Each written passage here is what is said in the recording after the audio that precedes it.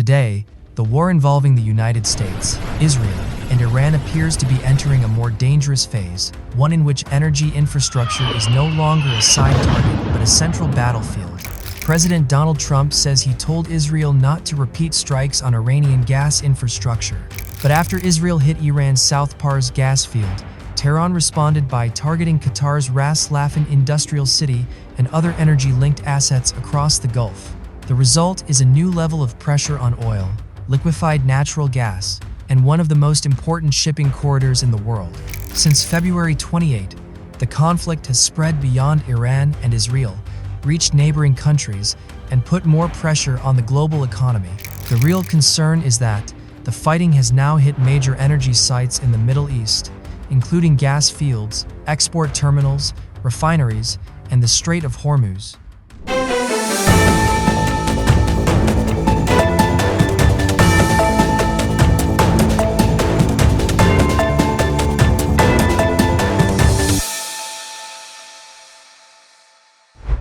The latest escalation centers on a clear sequence. Reuters reports that Israel struck South Pars, a major Iranian gas field. Iran then retaliated by striking Qatar's Ras Laffan industrial city, which processes roughly 1/5 of the world's liquefied natural gas. Saudi-linked energy infrastructure was also hit, adding to fears that the war is shifting from a military confrontation into a broader campaign against the region's economic lifelines.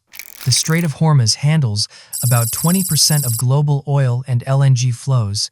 Reuters reports that daily oil exports from the region are already down at least 60% from pre-war levels. Put simply, this is no longer just a Middle East security issue. It is now an energy issue, a shipping issue, and a wider economic issue. If this continues, the impact will go far beyond the Gulf, hitting fuel markets, electricity prices, freight insurance, and supply chains around the world. Reuters reports that Qatar Energy's chief executive said the attacks knocked out about 1/6 of Qatar's LNG export capacity. That is worth roughly $20 billion a year, and repairs could take between 3 and 5 years. Reuters also reported that damage to Qatari LNG facilities amounts to about 17% of the country's export capacity. If these disruptions continue, they could have a major impact on global LNG trade.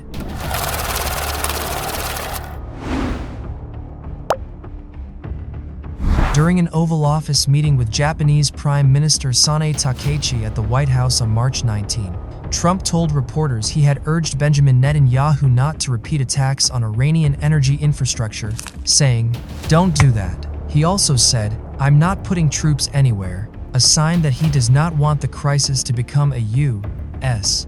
ground war. But Reuters also reports that the coordination picture is not entirely clear.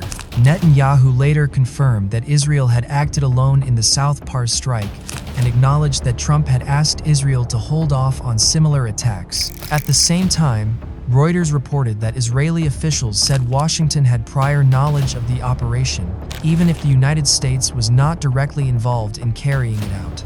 That leaves a gap between the public message and the apparent level of advance awareness behind the scenes.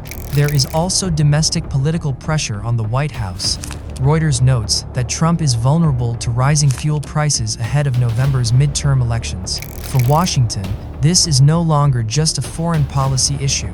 It is also becoming a political issue at home. When a war starts pushing up gas and electricity costs, military decisions quickly run into voter pressure and economic concerns.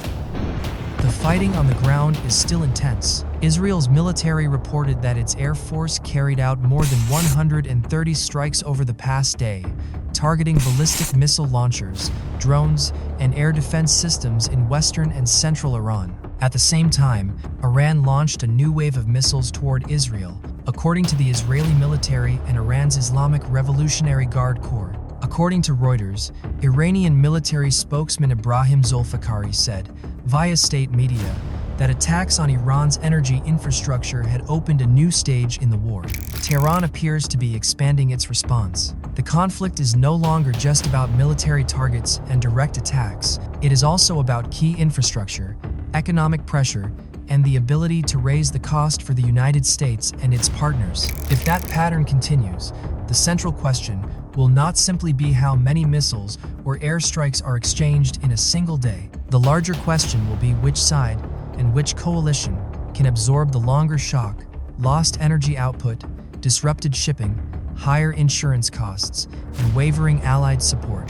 Reuters reported that several U.S. allies said they were prepared to contribute to maritime security around Hormuz, but there was no immediate commitment to direct intervention. Then, there is the human toll. Casualty figures from a range of verified and unverified sources show the scale of the regional fallout. In Iran, U.S.-based rights group HRANA said 3,134 people had been killed, including 1,369 civilians and at least 207 children. In Lebanon, authorities reported at least 1,000 deaths since March 2, and the World Health Organization said more than 100 of those killed were children. Iraq has reported at least 60 deaths. Israel has reported 15 civilian deaths, while the Israeli military said 2 of its soldiers were also killed in southern Lebanon. The United States has reported 13 service members killed. Additional deaths have also been reported in the United Arab Emirates, Kuwait, Syria, Oman, Saudi Arabia, Bahrain, and among French forces in Iraq. This is not just another exchange of attacks between Israel and Iran. The war is now hitting the energy infrastructure that supports the Gulf economy and global supply. Trump is trying to stop this from escalating further, but events on the ground suggest things are still moving in the opposite direction. And if attacks on gas fields, export facilities, and shipping routes continue, the impact will not stay in the Middle East. It will likely be felt in energy bills, freight costs, and growth outlooks around the world.